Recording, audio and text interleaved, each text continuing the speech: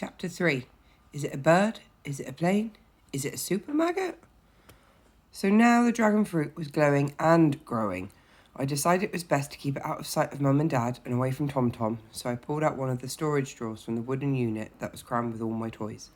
Shoving a heap of little plastic play figures to either side, I placed the fruit inside. My hands came away covered in sticky goo, like it was oozing juice or slime. Remembering the possibility of toxic meltdown, I quickly wiped my hands. Then I crawled into bed, eyes fixed on the drawer and the glow coming from inside. To be honest, it wasn't the behaviour I'd come to expect from fruit. I mean, bananas and mangoes never did this sort of thing. Even with kiwi fruit, you knew where you were. But this, frankly, it was weird. I had every intention of keeping a close watch on the fruit, but after all the digging and wrestling with the bongleweed, I was so tired my nighttime vigil probably lasted about 3.5 minutes. I don't know how long I'd been asleep when my eyes suddenly snapped open. The room was dark, but there was still a glow from the drawer. Suddenly the whole wooden unit began to rattle and shake. That must have been what woke me. And then just as quickly, it stopped. I peeled back the covers and crept out of bed. I switched on my rocket lamp and crouched down next to the drawer. Slowly, I opened it and peered in. The fruit sat there, glowing but unmoving. Had I been imagining things? I rolled my eyes at my own crazy imagination and then checked the room for the unicycling gorilla who usually turns up in my dreams. But there was no gorilla, which meant this was no dream. I turned back to the fruit and then jumped in alarm as it began to move, shaking the drawer again.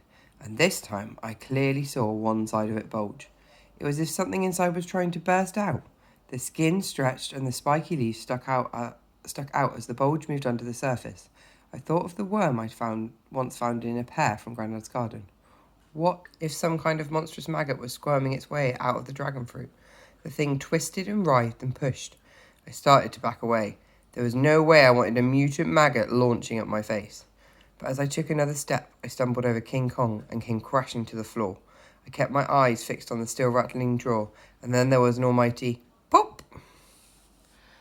Like a cork from a bottle, something shot over my head. A spray of messy pulp and little black seeds covered the floor and splattered my trouser leg. For a second I just lay there, eyes pinned wide open. Then I heard scratching and a noise like someone striking a match. I spun round, eyes scanning the floor to see where the maggot, or whatever it was, had landed. But all I could see were the toys I hadn't put away. There was the scratching sound again, like the fizzle of a match igniting. Whatever was making the sound was behind my beanbag. The match struck for a third time. I edged closer, keeping my eyes firmly on the mound of the beanbag. As I bent towards it, one edge moved. There was something wriggling underneath to squirm its way out. Where was Tom Tom when I needed him? He'd left enough sad little critters on my carpet over the years as presents. He'd definitely know what to do with some kind of mutant fizzing worm. My heart was hammering in my chest. I'd have run a mile, but if I took my eyes off it, it would slink away and then I'd have to go back to bed knowing it could be somewhere in my room with me. I grabbed a mug from the desk and stood up ready to trap whatever it was.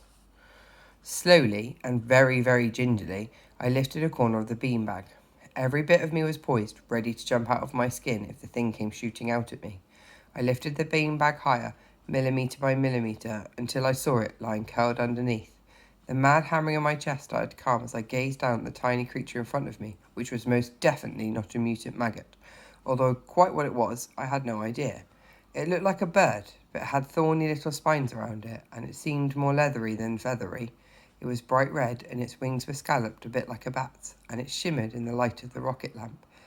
It was having trouble deciding on the very best shade of red to be. As I stood there, my mouth gaping, it raised its head, swung it from side to side, and sneezed. Only what came out wasn't spit and bogies, but a bright little spark and a wheeze of smoke. And that's when my brain woke up and I knew, for sure, and no messing, what was nestled in my Batman dressing gown, scratching its claws across Robin's head as it hopped from foot to foot, was an actual dragon.